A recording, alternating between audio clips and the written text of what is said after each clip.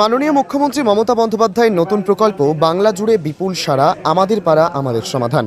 পাড়ার সমাধানের পাড়ার দাদাগিরি ধরা পড়ল গতকাল, কিন্তু অন্য ছবি ধরা পড়ল। আমাদের পাড়া আমাদের সমাধানে পশ্চিম মেদিনীপুর জেলার খড়গপুর ১ নম্বর ব্লকে ৪ নম্বর কলাইকুণ্ড অঞ্চলে পশ্চিম অম্বা বুথে গোকুলপুর হাই স্কুলে আমাদের পাড়া আমাদের সমাধানে সমাধান জানাতে এসে প্রধান বুথ থেকে বার করে দিল।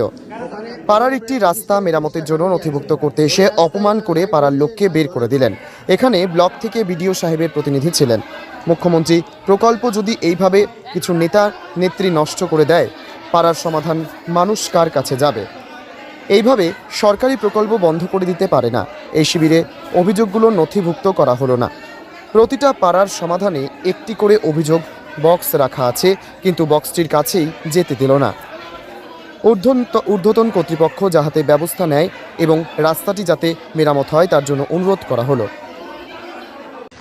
আমার পাড়া আমার সমাধান, এই যে উন্নয়ন জোয়ারটা যে দিদি সরকার যে চালিয়েছে, প্রত্যেকটা বুথে বুথে যে 10 লাখ টাকা যে মানে দিয়েছে এলাকা উন্নয়নের জন্য, সেই উন্নয়নটা কি আমরা এই রাস্তায় দেখতে পাবো? এই দেখো আমার পিছনে রাস্তায় দেখুন কিরকম অবস্থা আছে। এই যে এখনো পর্যন্ত আজকের যুগে আমাদের কাঁচা রাস্তা যাতায়াত করতে হচ্ছে।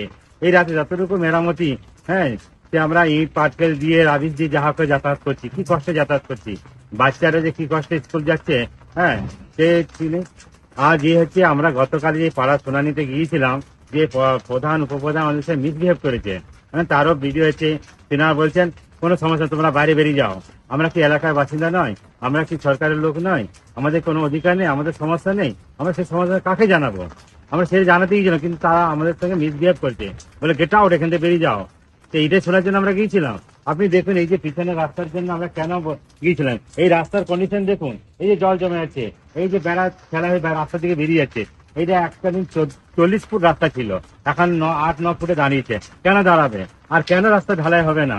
তার জন্য প্রধানকে বারবার বলে আমরা পাইনি। এই যে বাইরে দেখুন, এই যে সরকার রাস্তার উপরে ইন্দিরা বিকাশ যে বাড়িটা হয়েছে, এই সাদা বাড়িটা দেখুন, এই যে এই যে বেড়াগুলো 3-4 ফুট করে বাইরে বাইরে বেরিয়ে যাচ্ছে। এই জন্য আপনার অনুরোধ, যে আপনার সরকারের কাছে অনুরোধ, যাতে এইটা সুবিধা করা হয়, রাস্তা যেন ভালো হয়, তার জন্য আবেদন জানাচ্ছি সকলকে। ধন্যবাদ।